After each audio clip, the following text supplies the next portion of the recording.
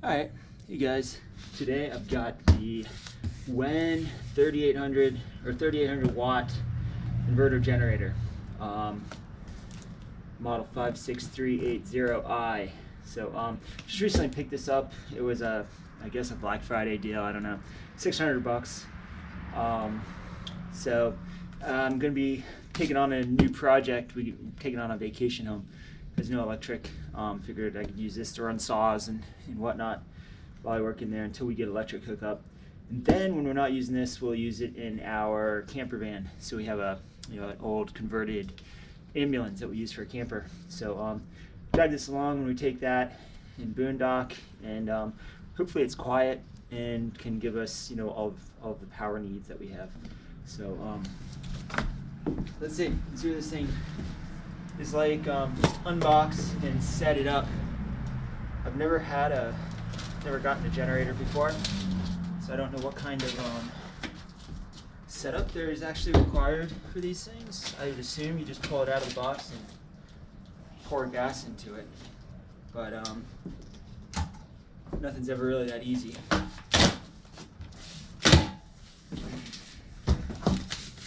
So first thing you have on the top is the instructions, which I'm definitely going to read. So it looks like we just need to pull this thing out right now. So let's do that. So we get a little tool pack here. Looks like something you'd have on the side of your seat in your motorcycle.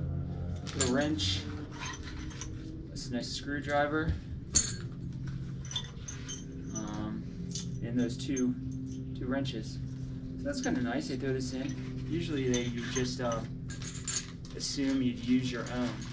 This looks like a little, I don't know what this is. It's not a funnel, but it's a little, it was in the instructions, the description, but a little pipe.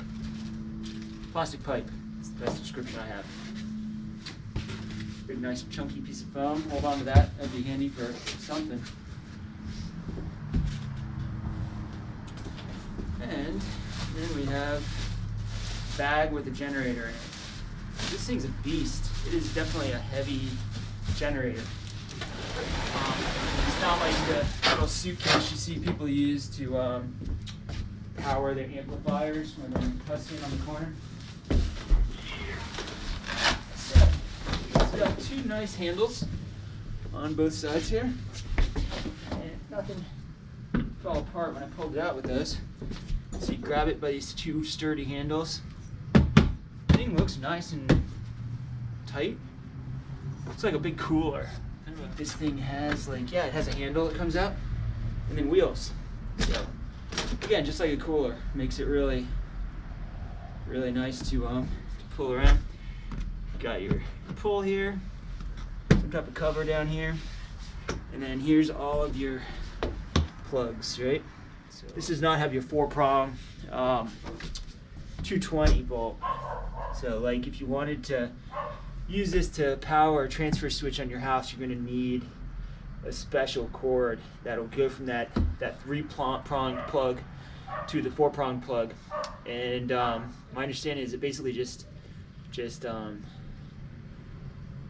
bridges the two phases, I guess is what the name for it is. And so it's all just basically makes both of those phases run off the single phase coming off of this.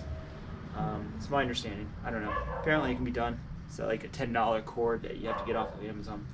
So I'll try that out. I'm hoping to install a transfer switch on my property, and so I can use this to power a circuit or two when a storm hits, if a storm hits. Quick start guide. There's the quick start guide that I was hoping for. So it does come with a quick start guide on board. Sorry, it's stupid dog next door. So first, fill, check oil. You got 18, 10. My eyesight's going. Looks like 18.6 fluid ounces of oil. Fill, check gas. 2.2 gallons of gas. Connect the battery's negative terminal. You have to ground the generator, the copper wire. turn echo mode switch to off, turn 3-in-1 switch to start, press the button to start the engine. Oh, for the electric start. Manual start, pull, recoil starter. I didn't realize this thing had electric start. That would be cool if it actually does. I'm not sure it does. I don't know. I didn't really read any of the features of this thing. I just kind of bought it because everyone on Slick Deals said it was awesome. So I had to buy it, so I did. Let's see, so you can push the start button to start it, or pull the recoil. Turn the 3-in-1 switch to run, allow engine to run for a few minutes, and then connect devices. You shut down, you turn off and unplug devices, you turn the 3-in-1 switch to auto shut off, and the generator will shut off in a few minutes. So this 3-in-1 switch, I believe, is this. So you got auto off, run, start. 3-in-1 switch. And yeah, so this thing kind of, I guess, pushes down and allows you to turn it. So I think it's getting dark out. I think I'm going to read the full manual, and then we can give this thing a try in the morning, see how it runs. Hey, what's up, guys? Alright, so day 2. Got plenty of sunlight. So I went and I got some oil. Just their cheapest Walmart Super Tech oil, full synthetic. More importantly, it's specified, you know, SW, or let's see, SM was one of the certifications for oil. So it looks like this will be fine for this tank. This thing said it's like every 10 hours or something you need to replace the oil. So that's not much. So I figured I'd just get a whole about 5 quarts. Give me plenty of oil, keep replacing as need be. Yeah, so I read all the things in this. Looks like to get this thing ready to start, there are some mounting plates underneath that we need to pull out. 1, 2, 3, 4. Pull those off. Those were for shipping. That one was kind of loose. Yeah, it looks like I can just get them with my fingers here. So we pull these off. I guess it allows the engine to vibrate a little bit. Yeah, I don't know. Says there's a piece of paper that says don't want to run them with these things installed. And mine are finger tight.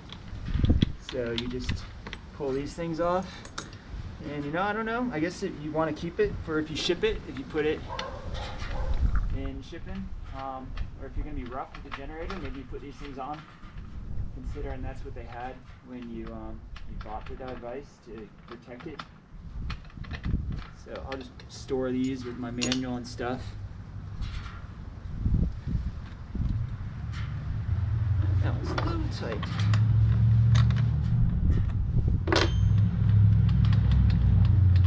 And it says you want to put this up on a table or something. You don't want to tilt it, but there might be fuel or oil left in the system.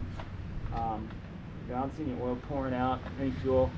Maybe I'm flooding it or something, but you know, this thing's meant to be, you know, toted this way anyway, so it's not going to hurt it, I don't think, to lift it a little higher. Alright, so that was one of the things to prep this thing for running.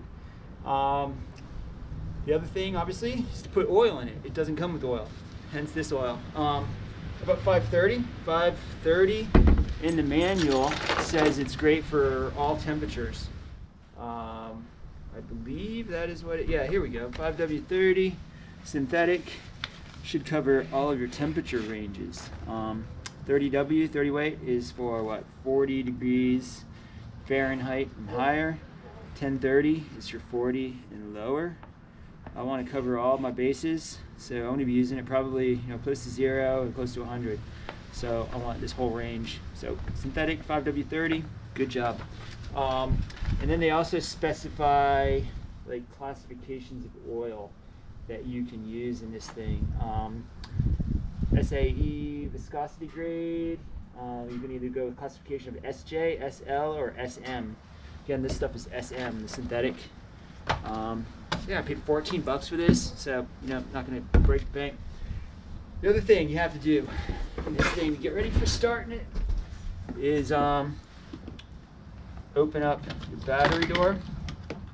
pull off this little strap and connect up negative lead on your battery. Now it says there's probably not enough charge to start it with the battery as is, but you want to hook it up and it'll charge up the battery for you as you run this thing.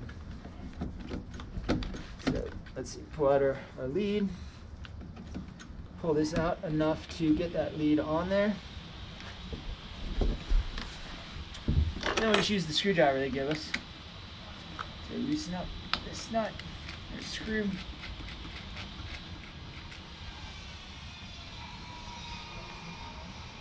Pull this little cover back, little ring here. I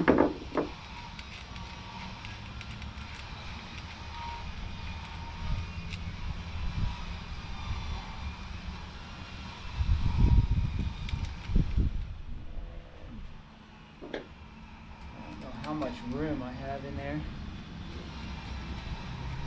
So I'm just going to have it go back to start. That'll allow it to put this little rubber thing, this cap back over the terminal there, and then it should go like that. Looks like it has enough room maybe. I don't know. Let's close this strap in to hold it in.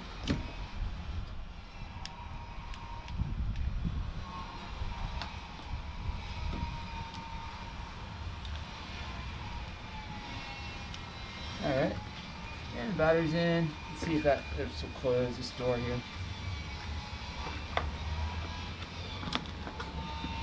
Yep, looks like that closes. Alright, we got our battery in. We have our mounting, these little shipping locks off. What's the next thing? We're forgetting something. We're forgetting some. Oh, the oil, right? You gotta get oil in this thing, otherwise you're gonna ruin it right from the start. Oil over here. Pull this little cover off, and you have this little dipstick here. Looks like oil is like dead simple. In the manual, they basically you just fill it up till it's just about to overflow.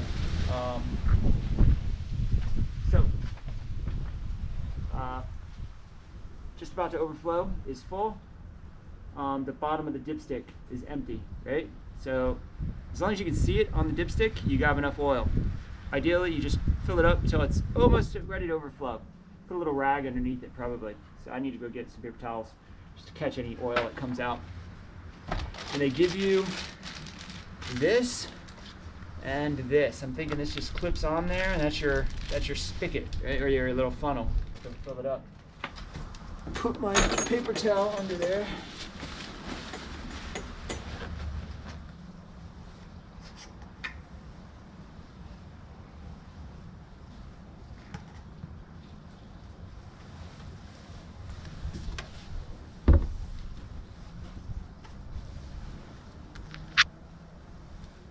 All right.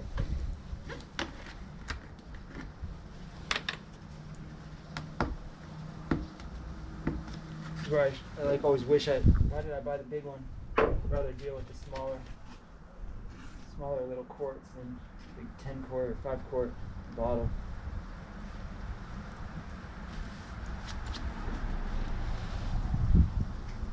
And this is why I don't want this thing to turn and dump oil everywhere.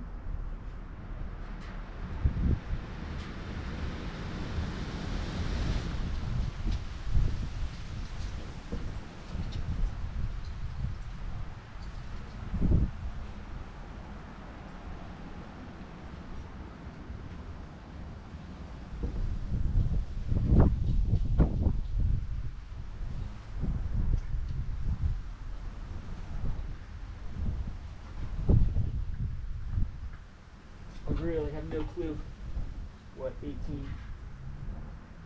ounces is.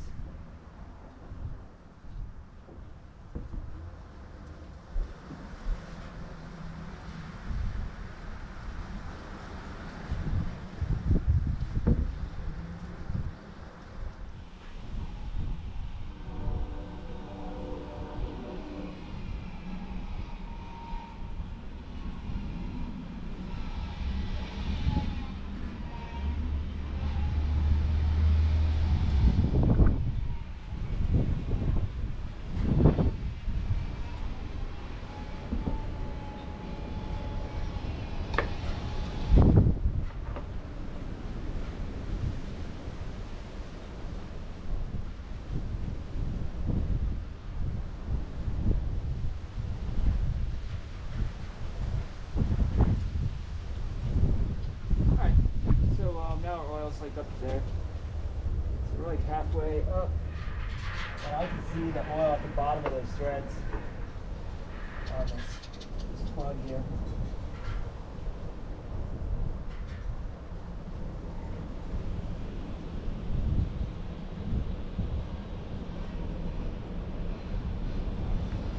Alright, so now we're up to about there. So we're good on oil. Go ahead and clean up my mess here.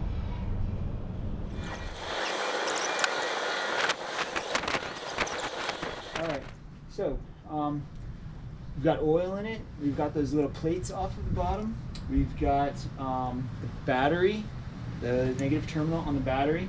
Next we need gas. And here's our little quick start, right? Oil, gas, battery, ground it. We need a copper wire to ground this thing. There's a little grounding plug on this side. Ground it. I'm going to start it without grounding it, just to try it out. Starting it, turning it off. But definitely need to get a ground plug for this to ground it when I'm actually using this thing. Again, I'm just trying this thing out, make sure it's going to work. I got to bring it to my job site. 2.2 gallons. I think it's 87. It said 87 test, and preferably no ethanol. Which, you know, I just went ahead and got some premium gas. Let me just double check. So fuel, it says, yeah, only use fresh fuel, 87 octane. And it performs best with ethanol free. So don't use gas with 10%, over 10% ethanol. So 2.2 gallons. So let's go ahead and put a little bit of gas in here. I'm not going to go ahead and put all 2.2 gallons. This is like a 2-gallon tank, I think. Yeah, 2 gallons, and it's all sucked in, so I probably only got a gallon and a half here. So this could take this whole thing of gas. I'm gonna have to definitely get a bigger gas can for this. All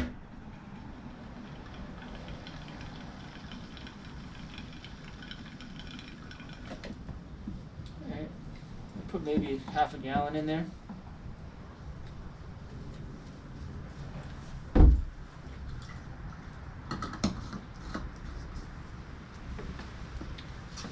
Alright, so let's go ahead and put this oil cover on here just so we have this true silence, or we get an idea of how silent it's going to be. And then let's go ahead, the battery might not have a charge on it.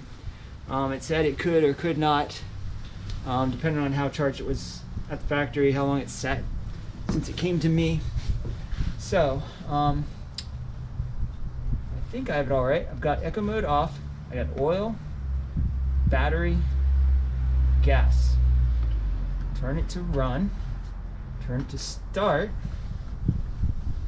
So it's enough to turn it. It didn't start right away. So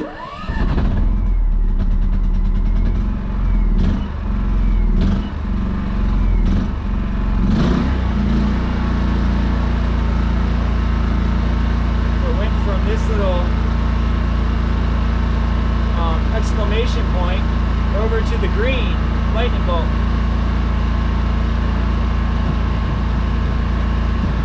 It's about as easy as it gets. And it's very silent. It's very silent. So I'm gonna let that run a little bit, and then I'm gonna plug a saw in and just see, make sure that it actually will power something for me.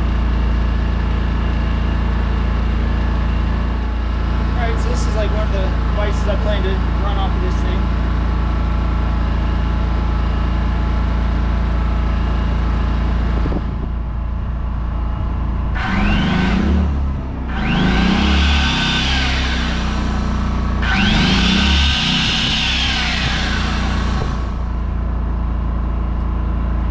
Good enough, alright?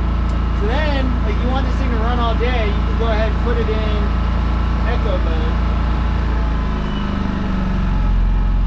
And it'll go ahead and slow down to only what's needed.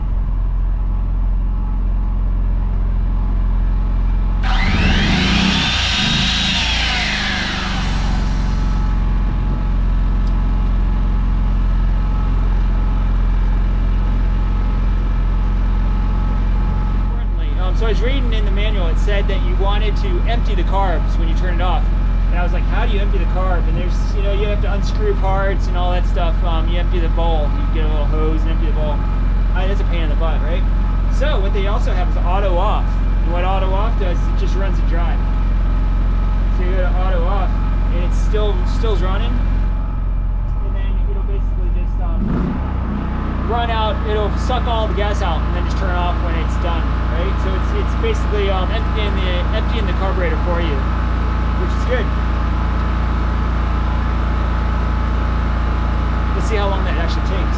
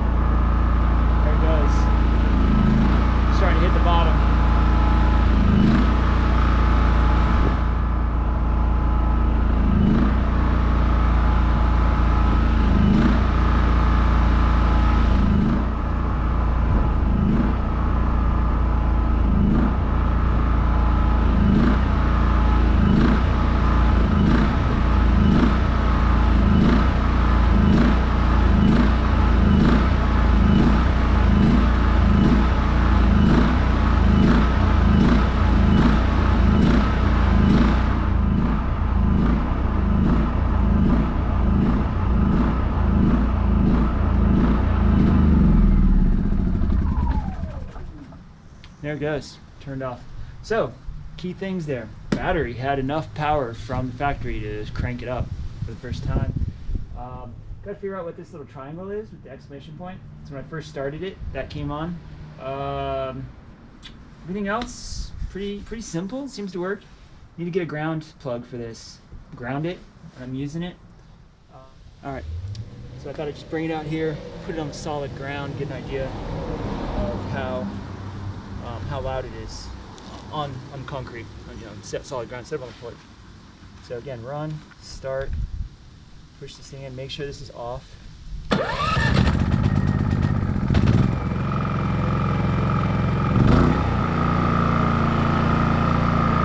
goes. So that's like full power. I'll let that run for a few minutes, or a few seconds anyway. Let it get its bearings, and then you can turn it on to echo mode. So echo mode is going to silent down,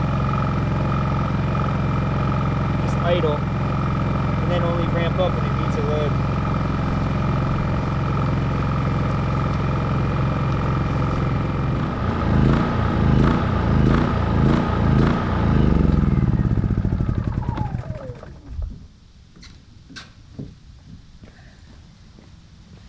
And after it stops, I guess you just keep it on auto off.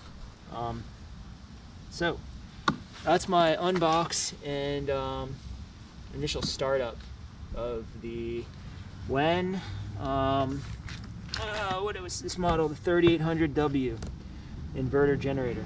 I hope this thing works out great for me. Should be a good purchase.